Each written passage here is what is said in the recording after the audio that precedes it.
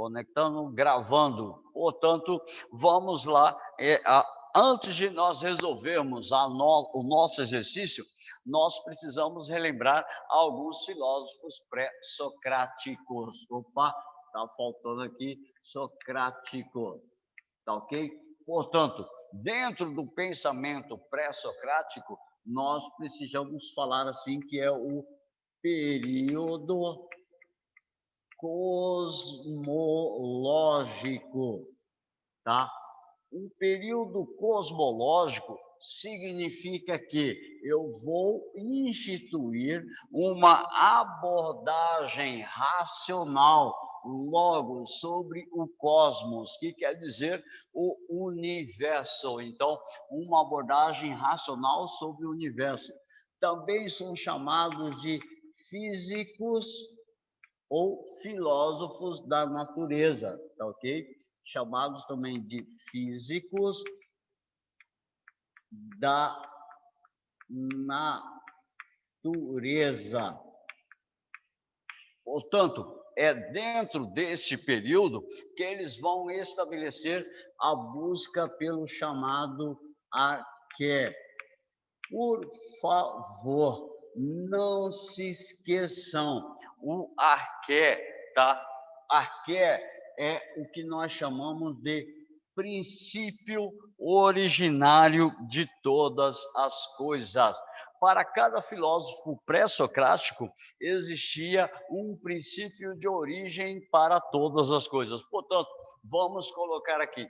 O primeiro indivíduo que estabeleceu um arqué foi Tales de Mileto, a partir do momento que ele afirma que tudo é água, ou a afirmação do pensamento tudo é um, ou seja, todos os elementos da natureza, tudo aquilo que existe na natureza teve um princípio originário. E esse princípio originário é a água. Segundo Tales de Mileto, portanto, tudo é um. O arqué primordial de todas as coisas é a água, tá ok? Para Pitágoras de Samos, tudo é o aritmos. Aritmos. Ou ainda, propriamente, o número, tá ok? Ele não quer dizer a questão da estrutura numérica enquanto tal, mas sim porque o número representa a base na harmonia dentro do cosmos. Então, o número seria o princípio desta harmonia que existe no cosmos, tá ok? Então, todo o desenvolvimento deste pensamento estabelece a ideia acerca do arqué. Então, para Tales de Mileto, o arqué, o princípio originário, é a água. Para Pitágoras de Samos, é o aritmos, ou o chamado número, que representa a harmonia dentro do cosmos, que pode ser também percebido através da música.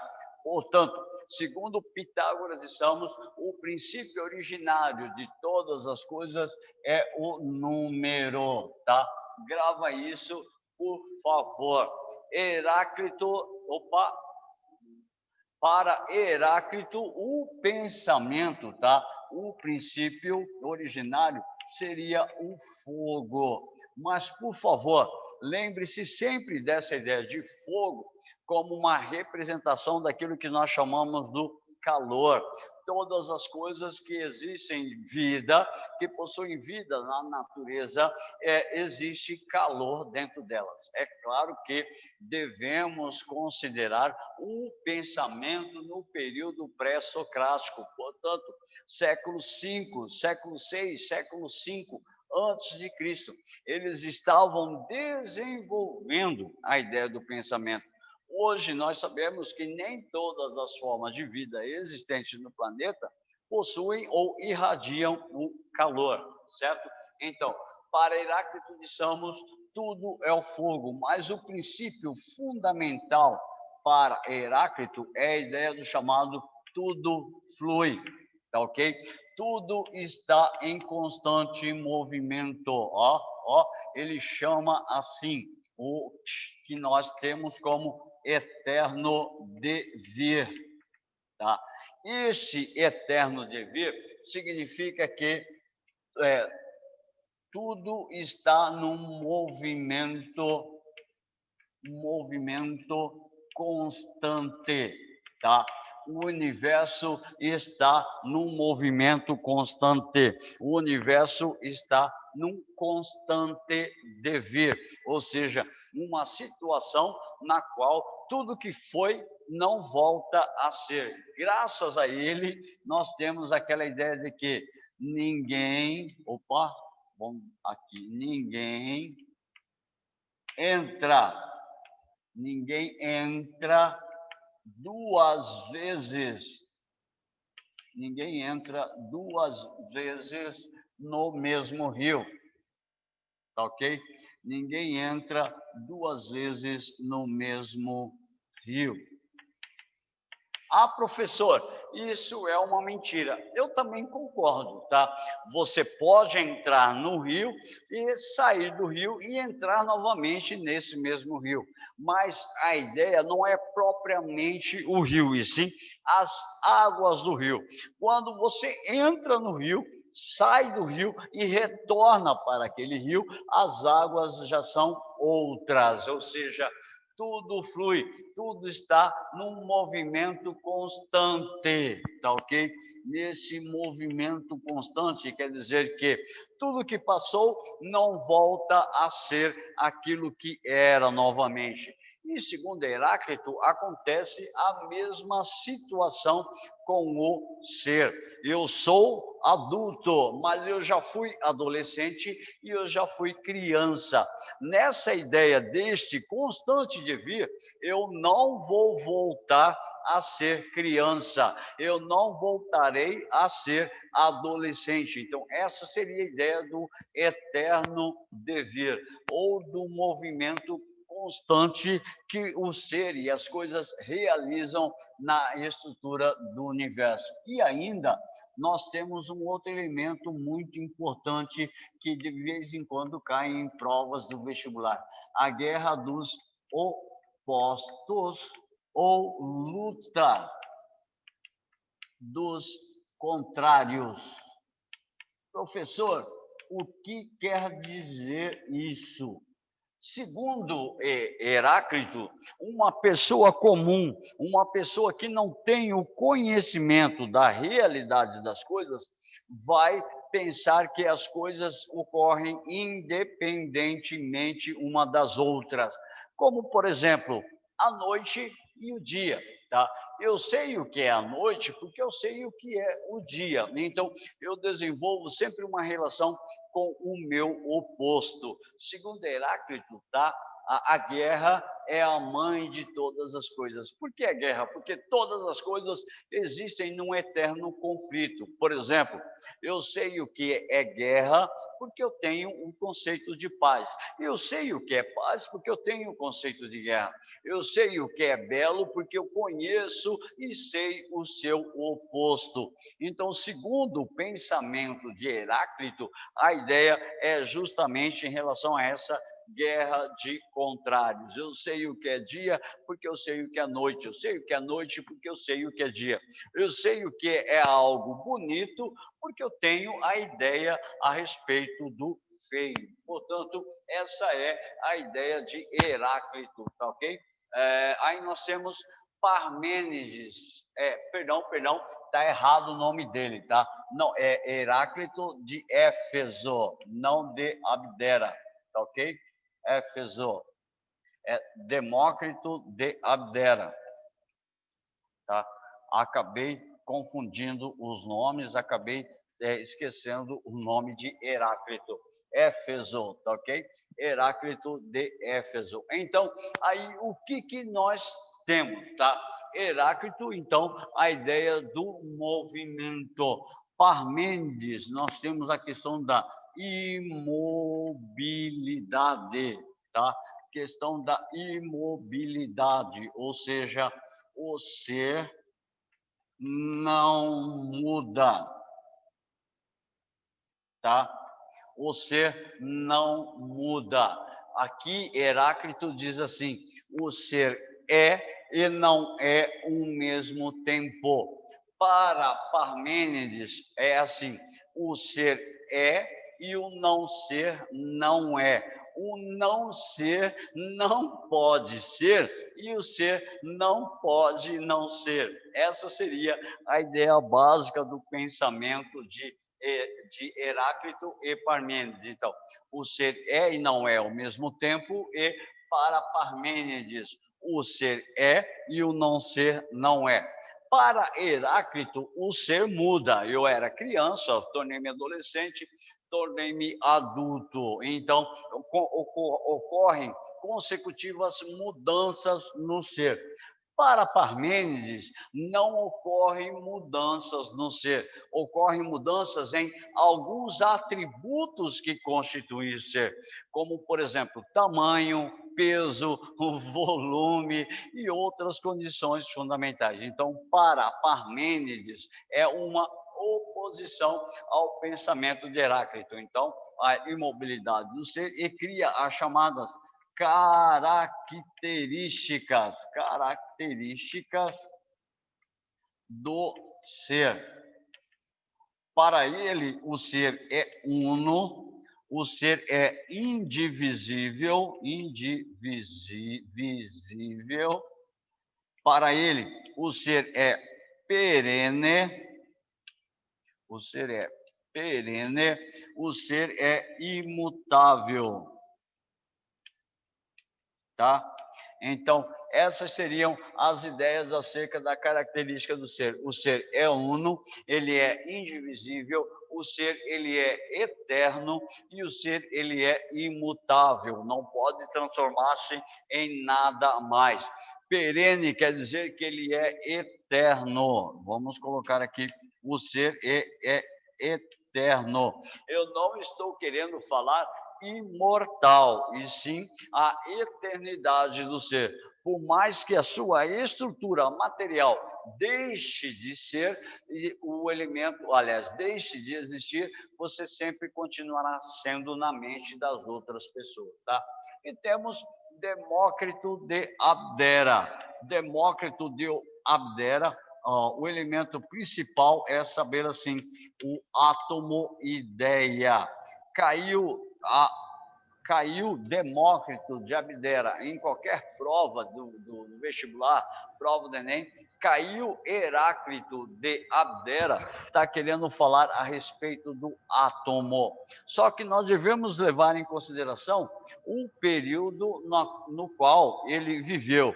No período com o qual ele viveu, ele não tinha microscópio para fazer a análise do átomo. Ele pegou uma pedra, começou a fragmentar aquela pedra, fragmentou, chegou à ideia de átomo. Como assim? Ele desenvolveu a ideia de que se eu posso quebrar uma coisa em infinitas possibilidades ou em condições cada vez menores, vai chegar um determinado momento que eu posso obter uma partícula que ela será chamada de indivisível. Então, a partir dessa ideia, a partir desse elemento, pode-se chegar às concepções a respeito do átomo ideia. Portanto, agora podemos partir para o nosso exercício de número 1. Diz assim: a representação de Demócrito é a semelhante de Anaxágoras, na medida que um infinitamente múltiplo é a origem, mas nele a determinação dos princípios fundamentais que aparece de maneira tal que contém aquilo que para o que foi formado não é. Absolutamente o aspecto simples para si. Por exemplo, partículas de carne e de ouro seriam princípios que, através da sua concentração, formariam aquilo que parece uma figura. Então, o importante para a gente perceber é que esses não são os únicos pré-socráticos, eles são os principais pensadores do período pré-socrático. Existem vários outros. Para a gente poder verificar essa informação, vamos analisar as alternativas. Diz assim: o texto faz uma apresentação crítica acerca do pensamento de Demócrito, segundo o qual o princípio constitutivo das coisas nós chamamos de arqué. Para Demócrito, o arqué estava representado, letra A, pelo número, já não pode ser a letra A, porque o número refere-se a Pitágoras de Samos. Portanto, joga fora a letra A. Letra B, ao devir, que simboliza o movimento constante dos objetos. O devir é Heráclito de Éfeso. Portanto, joga fora também a letra B, porque refere-se ao pensamento de Heráclito. A água, que expressa a causa material da origem do universal. Ou seja, a água não pode ser também o elemento primordial, porque a água é do pensamento de Tales de Mileto, ok? Tales de Mileto. Letra D, a imobilidade que sustenta a existência do ser atemporal. A imobilidade não pode ser também, porque a imobilidade é uma característica do pensamento de Parmênides de Eleia. Então, joga fora a letra D, sobrou a letra E, o átomo, que explica o surgimento dos entes. E os entes são todos aqueles elementos que existem na natureza, animais, seres humanos e assim de caráter fundamental. Portanto, coincidiu com a nossa abordagem. Resposta correta do exercício número 1, a letra E. Marca aí, por favor, a letra E. E um detalhe muito importante, tá ok? Na estrutura do pensamento pré-socrático, Heráclito e Parmênides iniciam o que vamos chamar de ontologia. Marca aí, por favor.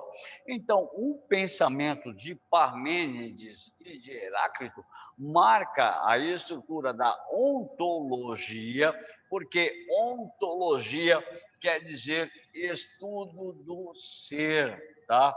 Foram os primeiros a investigar a origem do ser, os primeiros a investigar a estrutura que compõe o ser, tá ok? Então, esses elementos estão ligados diretamente à estrutura do pensamento de Heráclito e Parmênides. Uau! Tudo isso para a gente poder falar do exercício número 1. Por isso eu gosto de fazer revisões baseadas em exercícios de vestibular. Por falar nisso, temos mais um exercício para nós fazermos, que nós vamos utilizar essa ideia do período pré-socrático, tá ok? Exercício de número 2. Pega, por favor, o exercício de número 2. O exercício de número 2 começa com dois textos, texto 1 e texto 2. Vamos começar com o texto 1. Exercício Exame Nacional de Ensino Médio 2016, fragmento B91. Não se pode banhar duas vezes no mesmo rio, nem substância mortal alcançar duas vezes a mesma condição que pela intensidade e rapidez da mudança, dispersa e de novo reúne. Esse é o trecho do pensamento de Heráclito. Então, para Heráclito, nós sabemos que é um movimento, tudo flui, ninguém entra duas vezes no mesmo rio, como o fragmento propriamente afirma, tá? Aí o fragmento, o texto 2, fragmento B8. São muitos os sinais de que o ser é ingênito, o ser é indestrutível, tá? Pois é compacto, inabalável, homogêneo, uno, contínuo. Como poderia o que é perecer? Como poderia gerar-se? Então, essa é a ideia de Parmênides, em oposição ao pensamento de Heráclito. Ou a gente coloca aqui, vamos colocar o movimento constante, vamos colocar aqui a setinha, o ser é e não é. Ou seja, ao mesmo tempo que eu sou, eu posso não ser. Então, para Parmênides, a ideia diz assim, ó, a respeito desse pensamento, diz assim: o ser é e o não ser não é. Tá ok? Então, é justamente essa ideia que vai opor Heráclito de Parmênides, ou seja, o ser é e não é ao mesmo tempo, o ser é e o não ser não é. Como, por exemplo, deixa eu pegar esse objeto aqui, tá? Eu sou, tá? Eu sou e posso não ser. E este objeto, ele é um não ser. Ele não tem consciência, ele não tem razão. Portanto, ele jamais poderá tornar-se um ser, porque ele não tem consciência, ele não tem racionalidade. Eu sou um ser, eu posso deixar de ser justamente quando eu estabeleço o meu princípio de desagregação material. Traduzindo, eu morro, eu deixo de propriamente de ser. Então, a ideia está ligada justamente a essas informações. Os fragmentos do pensamento pré-socrático expõem uma oposição, que se insere no campo das letra A, investigações do pensamento sistemático, preocupações com o período mitológico, não. O período mitológico ficou para trás, portanto, não tem nenhuma relação com a estrutura do pensamento filosófico. Ficou para trás, ficou. Letra C, discussões de base ontológica. Nós falamos agora há pouco, Heráclito e Parmênides dão início à linha de pensamento chamada ontologia.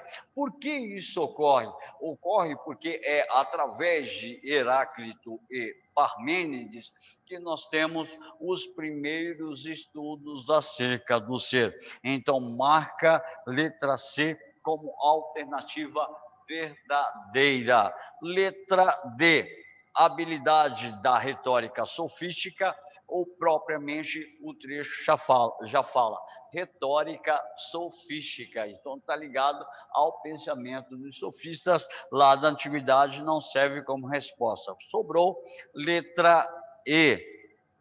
Letra E fala verdades do mundo sensível. Não, joga fora a letra E, portanto, a gente fica basicamente com a letra C. Se você pegou a ideia, então fica aqui a ideia a respeito dos pré-socráticos, certo? Período pré-socrático, chamado de período cosmológico, onde os filósofos são chamados de físicos da natureza ou filósofos da physis, tá? A ideia que eles buscavam, basicamente, era a respeito do arqué, ou seja, o princípio originário de todas as coisas, tá ok? Legal, muito bacana. Eu vou apagar rapidinho para a gente continuar a respeito dos nossos exercícios, certo? Ufa, estou ficando cansado já de falar. Deixa eu apagar aqui.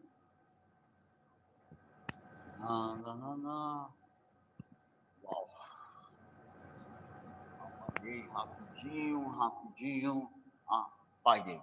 Os nossos próximos exercícios vão falar diretamente a respeito dos chamados sofistas, do pensamento de Sócrates, aí um pouquinho de Platão e também Aristóteles. Portanto, nós vamos colocar aqui algumas informações rapidinhas, sintéticas, porque nós não temos muito tempo para a gente poder estabelecer uma abordagem mais específica.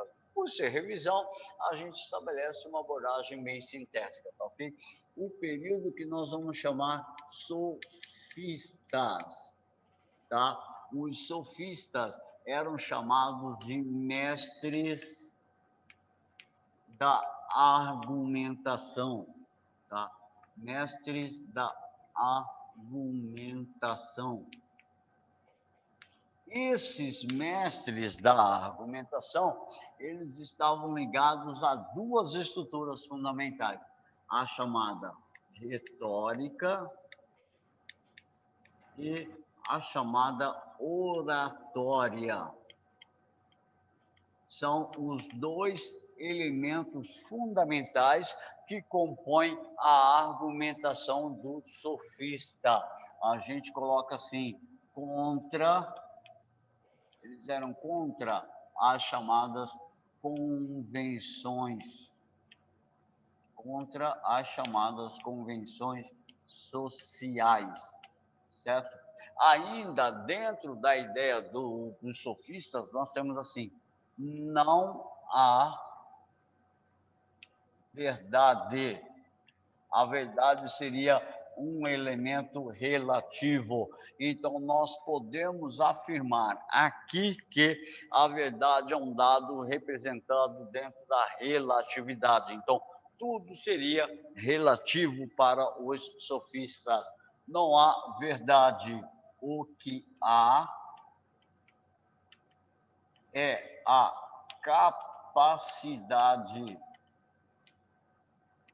O que há é a capacidade de convencer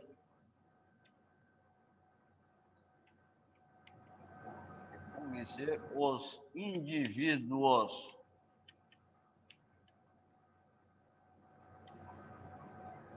por meio da argumentação. Por isso, um elemento primordial a respeito da estrutura da retórica e a oratória, tá? A respeito da argumentação. Então, não há verdade. O que há é a capacidade de convencer os indivíduos por meio da argumentação. Como assim, professor? Tudo que se estabelece dentro da sociedade seria uma convenção humana. E essa convenção humana são criadas pelos seres humanos que são contingentes. Significa que os seres humanos que são passíveis de mudança. Então, todas as convenções que são criadas, todas as leis, normas e regras que são criadas pelo ser humano são frutos dessas convenções. Então, o sofista, ele estava ligado diretamente à venda do conhecimento. Se você quer aprender sobre política, religião, sociedade, língua portuguesa, matemática, pague para mim 10.000 dracmas que eu vou ajudar com o conhecimento. Por isso, Sócrates era contrário aos sofistas, ok? Protágoras, tá? Deixa eu colocar aqui. Protágoras, deixa ver, Gorgias, Protágora, Gorgias e o chamado Trasímaco. São os principais sofistas. Só que o pensamento sofístico tinha um principal inimigo, que era Sócrates. Primeira situação, os sofistas vendiam o conhecimento, ensinavam a discussão pública sobre política, sobre religião, sobre educação, sobre diversos temas que seriam debatidos na ágora pelos chamados cidadãos na Grécia Antiga, ok? Então, Sócrates era contra eles, principalmente pelo exercício da oratória e da retórica. O que é a oratória? A arte de falar bem. E a retórica é a arte de convencer por meio da fala. Então, para o sofista, o importante era estabelecer um convencimento dos indivíduos mediante as minhas ideias. As minhas ideias iam acabar se sobressaindo em relação às ideias dos outros indivíduos. Por isso, Sócrates era contrário. Então, diz assim, para Sócrates, tá? A gente coloca aqui, o conhecimento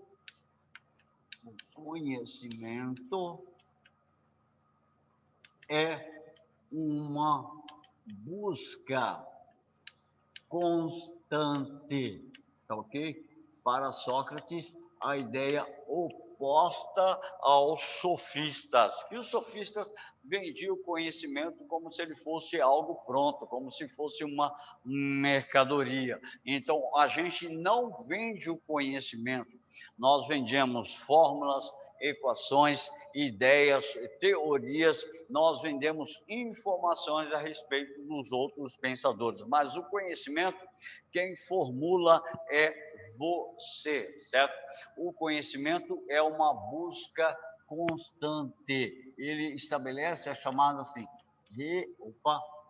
realidade, ou chamado de método dialético, ou seja, a dialética socrática é a apresentação de dois caminhos para você chegar ao conhecimento, tá? E esse método, ele estabelece duas situações, a chamada ironia e a chamada, vamos colocar aqui letra B, e a chamada maiêutica, tá ok?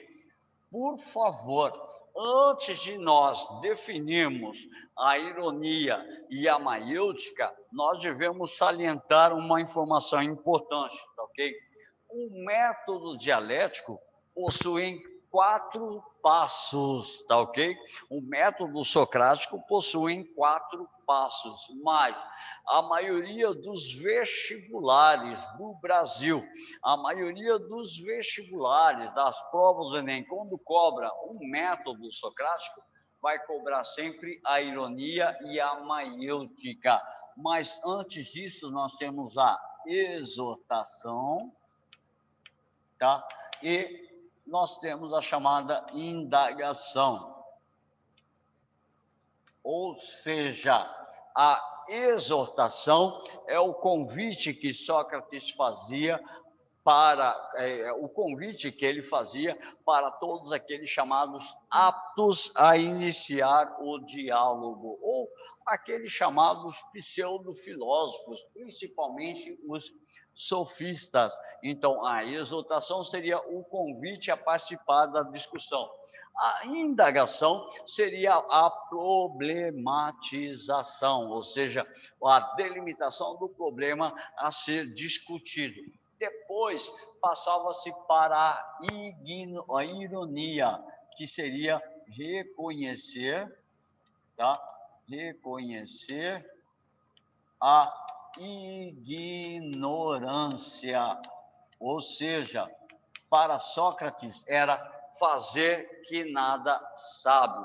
A partir daí, dessa ironia, nós temos sei que nada sei, porque quanto mais eu sei que eu não sei, mais eu procuro saber. Então, essa era a ideia principal do pensamento da ironia socrática. Sei que nada sei, ou seja, eu vou reconhecer que eu não sei tudo, eu vou reconhecer que o meu conhecimento é limitado e, através daí, desenvolver novas possibilidades para poder chegar ao conhecimento. Então, a ironia, a maiêutica seria gerar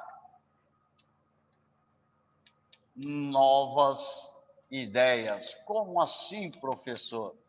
Uma vez que eu reconheci a minha ignorância frente ao conhecimento dos demais indivíduos, eu estabeleço novas ideias a partir de perguntas habilidosas. Então, o que Sócrates fazia? Ele começava a fazer perguntas para os seus interlocutores e esses seus Só que, tipo assim, uma interlocutores coisa que eu fiquei. propriamente Tanto. iriam respondendo às perguntas feitas por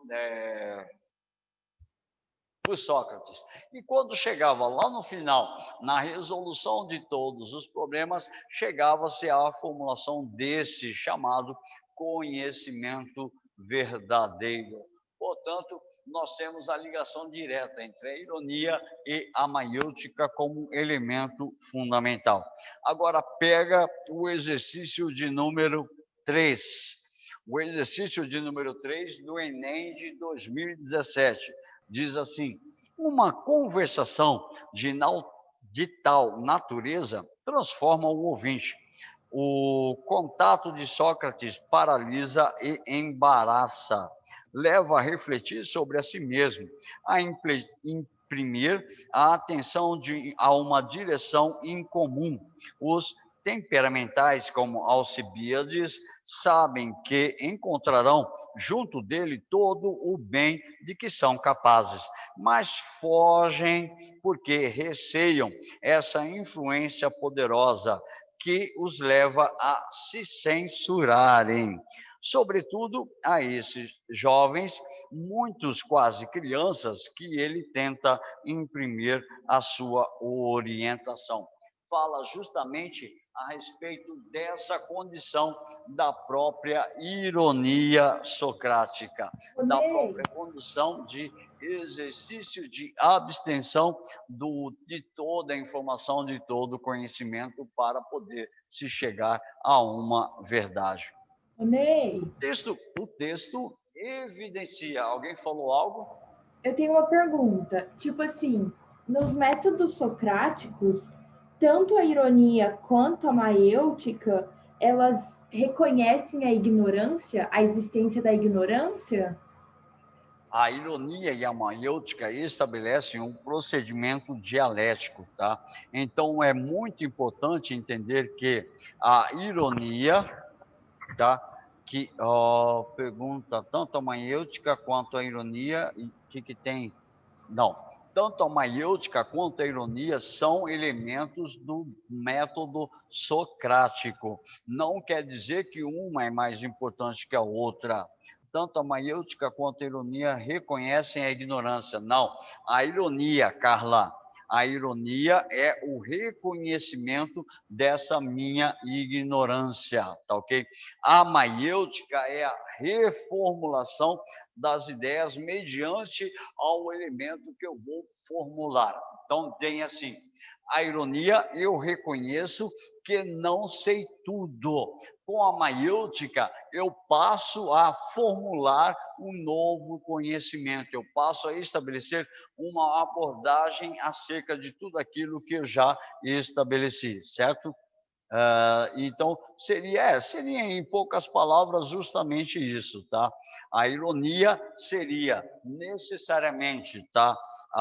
O reconhecimento da ignorância e a maiêutica, a formulação de novas ideias, geração de novas ideias. Então, a partir daqui, da ironia, eu reconheço que eu não sei tudo. Por isso, reconhecer a ignorância. A maiêutica é um momento em que, quando eu já reconheci a ignorância, eu passo a formular novos conhecimentos acerca dessa busca, acerca dessas perguntas que eu vou formular para o meu interlocutor. Então, a ignorância está ligada diretamente à ironia e à geração de novas ideias ligadas à maiêutica. Sócrates, ele se dizia um parteiro de ideias, porque ele não dava ideias prontas, ele ajudava o indivíduo a gerar novas ideias. Portanto, ele praticava a maiêutica.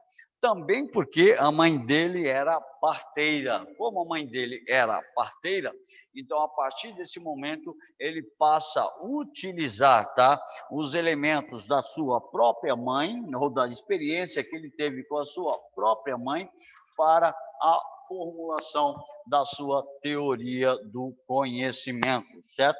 Então, nós temos essas relações que estão basicamente ligadas ao conhecimento socrático, certo? Então, o texto evidencia características do modo de vida socrático.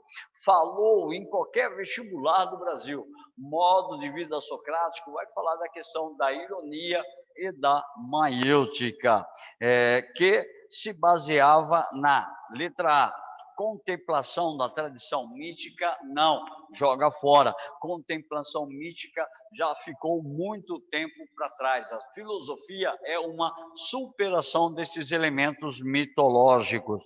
Letra B, sustentação do método dialético. Aí está correto, porque temos aqui o método dialético baseado na ironia e na maiêutica. Então, letra B. Marca, por favor, a letra B como alternativa correta. Letra C. Relativização do saber verdadeiro. A ideia de relativizar o saber é uma ideia dos chamados sofistas. Então, joga fora essa informação. Letra D, valorização da argumentação retórica, também joga fora, porque a argumentação retórica é uma ideia dos sofistas, joga fora. Letra E, investigação dos fundamentos da natureza. A investigação dos fundamentos da natureza é uma ideia a respeito do pensamento pré-socrático. Portanto, não entra aí como uma resposta adequada para o exercício. Portanto, vamos ficar com a letra B. Resposta correta, portanto, a letra B, de professor Bonito. Pode marcar aí, certo? Então, exercício de número 3, resolvido. Deixa eu ver, nada. Então, bacana. A ideia primordial que nós temos ainda, diz assim, exercício número 4, vai estar ligado diretamente a essa ideia, a esse pensamento acerca de Sócrates, acerca dos sofistas. Exercício número 4, diz assim, Trasímaco estava impaciente, porque Sócrates e seus amigos presumiam que a justiça era algo real e importante. Trasímaco negava isso. Por que ele negava isso? Porque ele é um sofista. Então, ele dizia que a justiça era uma convenção social criada pelos próprios seres humanos. Portanto, não era algo real. Em seu entender, as pessoas acreditavam no certo e no errado apenas por terem sido ensinadas a obedecer às regras da sua sociedade. No entanto, essas regras não passavam de invenções humanas. Então, a ideia de Trasímaco é justamente combater esses elementos do chamado convencionalismo. Portanto, eu vou estabelecer uma ideia não porque é uma convenção humana, mas porque me convence a respeito dessa ação. Então, o sofista Trasímaco, personagem imortalizado do diálogo A República de Platão, sustentava que a correlação entre justiça e ética é resultado de, letra A, determinações biológicas, não, onde já se viu a justiça, os elementos políticos e a própria sociedade resultantes de determinações biológicas. Então, joga fora.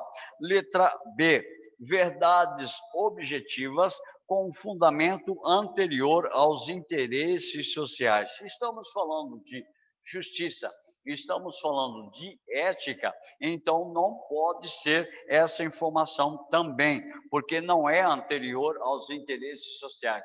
Está ligada ao interesse da coletividade que representa esses interesses sociais. Joga fora a letra B. Letra C. Mandamentos divinos inquestionáveis ligados às tradições antigas.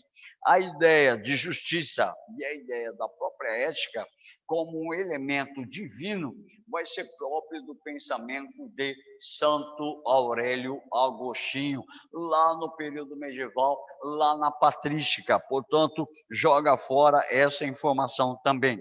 Letra D. Convenções sociais, resultado de interesses humanos contingentes. Correto. Por que interesses humanos contingentes? Porque contingente vem estabelecer direto a condição de mudança, de diferença. Então, os seres humanos se diferenciam dos outros e também estabelecem mudança entre seus interesses. E esses interesses acabam fundamentando as suas escolhas, as suas decisões, a prática da justiça e o exercício da ética. Então, ficamos com a letra D. Letra D, marca aí. Letra E, sentimentos experimentados diante de determinadas atitudes humanas. Então, joga fora A, B, C e E e a gente fica com a letra D, certo? Ufa, cansei um pouquinho. Deixa eu apagar a lousa para a gente colocar mais informações para os exercícios seguintes, tá ok? Então, deixa eu apagar aqui para a gente poder continuar os nossos exercícios. Antes que a Carla pergunte, hoje não teremos aquela aulinha de redação, porque vocês terão alguma outra atividade para fazerem com a professora de redação, portanto, hoje não teremos nenhum comentário a respeito de um tema de redação, certo? Portanto, deixa a ideia de lado e vamos trabalhar, tá? As nossas próximas questões vão falar de epicurismo e de Aristóteles. Antes de nós falarmos de helenismo, vamos colocar algumas informações a respeito de Aristóteles, tá ok? A respeito do pensamento aristotélico. Todo mundo sabe que Aristóteles foi o grande e principal discípulo de Platão, tá?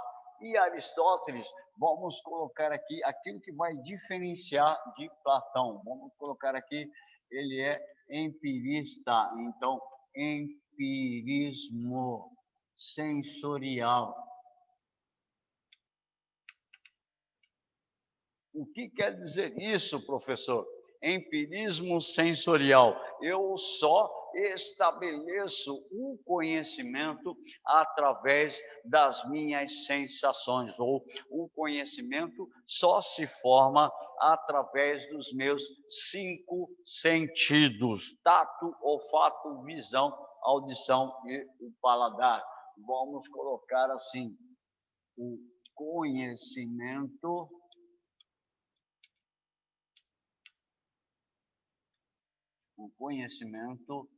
é fruto das experiências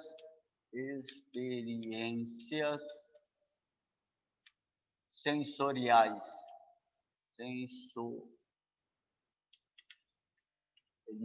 ou seja, eu só sei o que um determinado objeto é porque eu fiz a experiência através dos meus sentidos. Eu sei o que algo é bom, algo é gostoso, algo é amargo, algo é azedo. Eu só sei que eu só estabeleço o conhecimento através dos meus 5 sentidos. Então, fruto das experiências sensoriais. Desculpe um erro aqui. Sensoriais. Ou seja, a partir dos meus 5 sentidos, experiências sensoriais, tá? Ao mesmo tempo, ele vai falar da questão da substância, matéria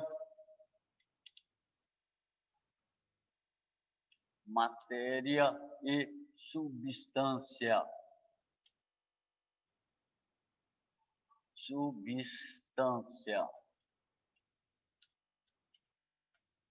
Matéria e substância. Para Aristóteles, tudo que possui matéria e existência ou e substância determina a existência das coisas. Portanto, matéria é tudo aquilo que o objeto compõe, a substância são as características ligadas diretamente à matéria. Para isso, ele desenvolve a chamada teoria das causas, dizendo que se tem substância, se tem matéria, possui 4 causas fundamentais, tá ok? Essas 4 causas fundamentais seriam a causa material, a causa formal, a causa eficiente e a chamada causa final, tá ok?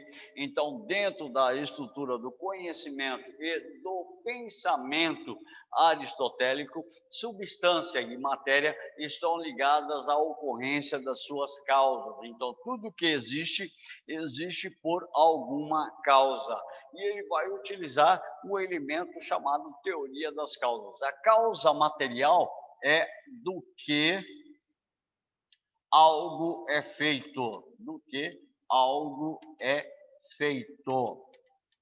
O causa formal está no próprio nome, é a forma ou o formato na qual o objeto, o ser, a coisa, se apresenta para mim. A causa eficiente é o chamado assim, responsável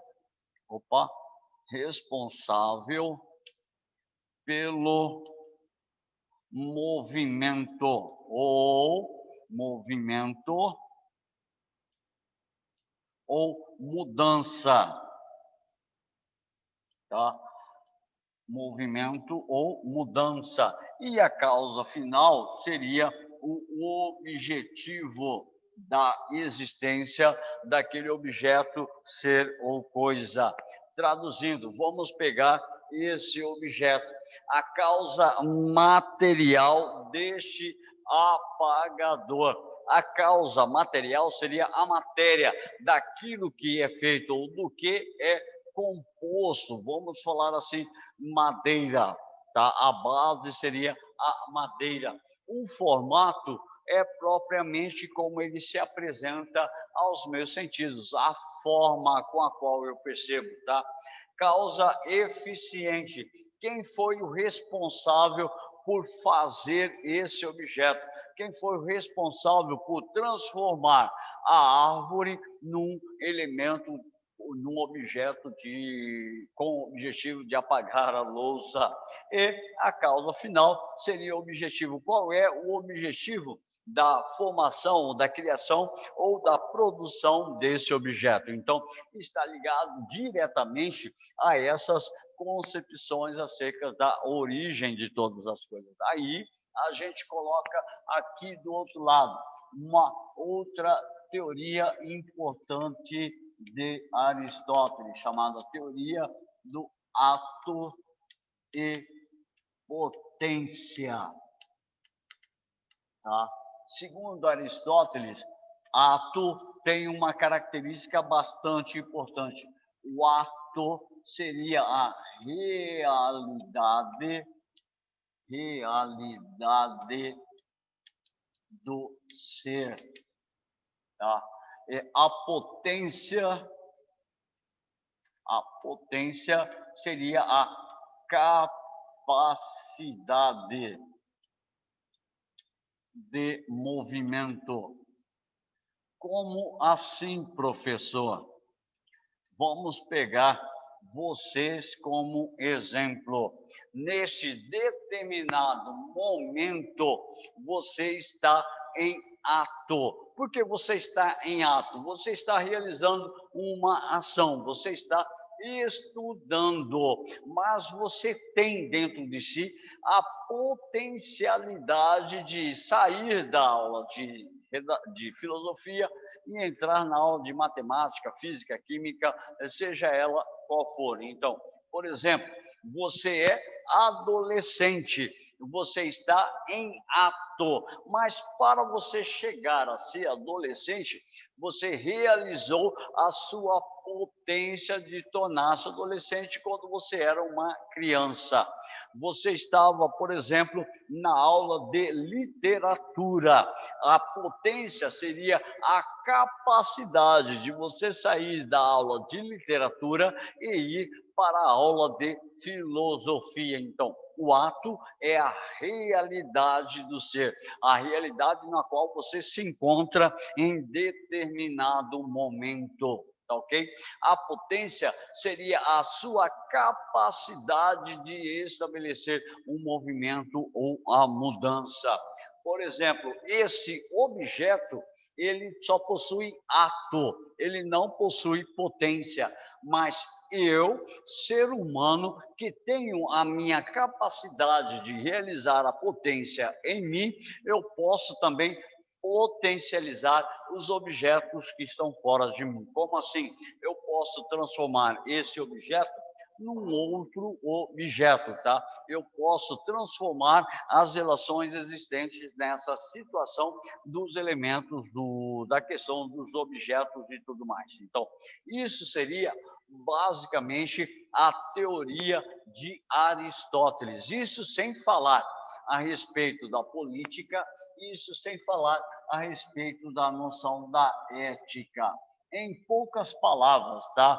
Segundo Aristóteles, o homem é um animal político, ou seja, desde o seu nascimento, ele desenvolve a defesa dos seus interesses e ele é um animal político porque, além de defender os seus interesses, ele busca o que nós chamamos de eudaimonia, tá? Traduzindo, eudaimonia seria a felicidade.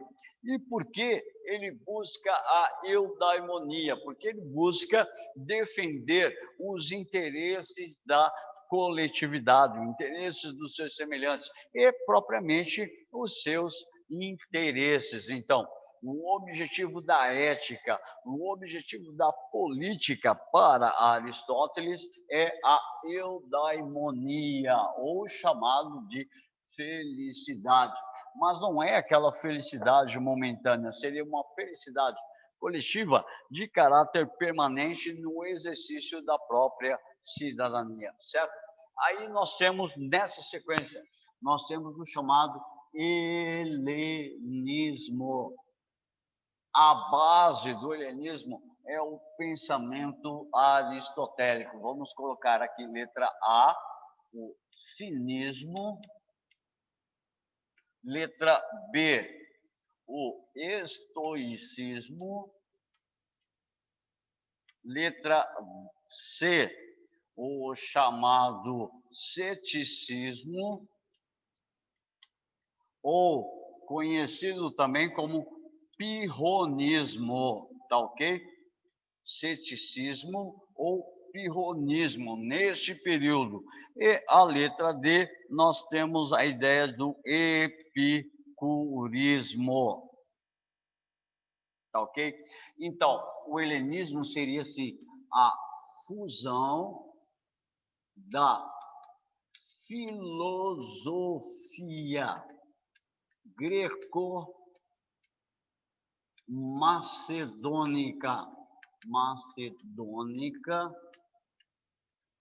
greco-macedônica com a cultura oriental.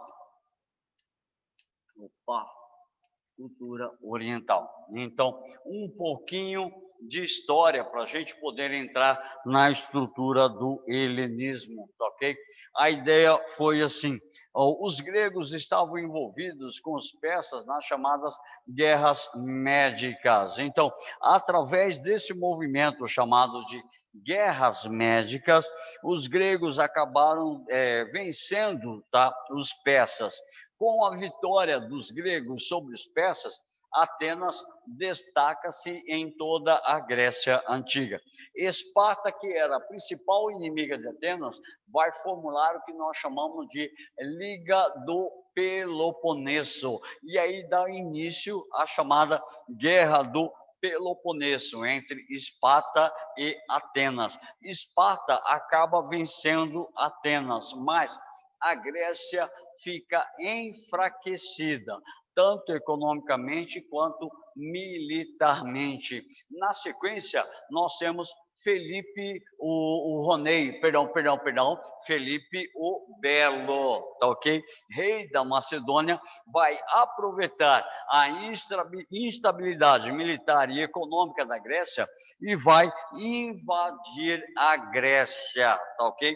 Invade a Grécia. Só que ele falece logo em seguida, e o filho dele, Alexandre Magno, ou conhecido também por Alexandre o Grande, que era aluno de Aristóteles, vai expandir toda a região do Império Macedônico. Da Grécia vai conquistar a Turquia, ou vai conquistar a Ásia Menor, da Ásia Menor a Palestina, Egito, Mesopotâmia, a Pérsia e até chegar às fronteiras com a Índia. Então, um vasto território. E por onde ele passava, ele estabelecia o contato com a cultura local. Então, a fusão da filosofia greco-macedônica com a cultura desses outros territórios que foram conquistados. E surgem alguns pensamentos clássicos a respeito dessa nova forma de pensar. Cinismo, então.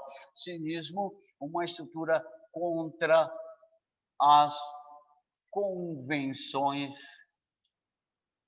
contra as chamadas convenções sociais. Ou seja, eu vou agir porque eu considero uma ação boa. Eu não vou Diógenes. Eu não vou agir simplesmente porque é uma lei, tá? Eu vou agir bem não porque é lei. Eu vou agir bem porque é uma condição ética. Então, contra as convenções sociais, Diógenes é o maior dos representantes. Diógenes é representado sempre como um indivíduo que andava com uma lanterna à luz do dia, percorrendo as ruas da cidade de Atenas, procurando um homem justo. Ou sentado na porta de Atenas, junto com os cães. Passava o dia inteiro num barril, junto com os cães. E os cães lambiam suas feridas. Então, cinismo, estoicismo, tá ok? É assim, uma vida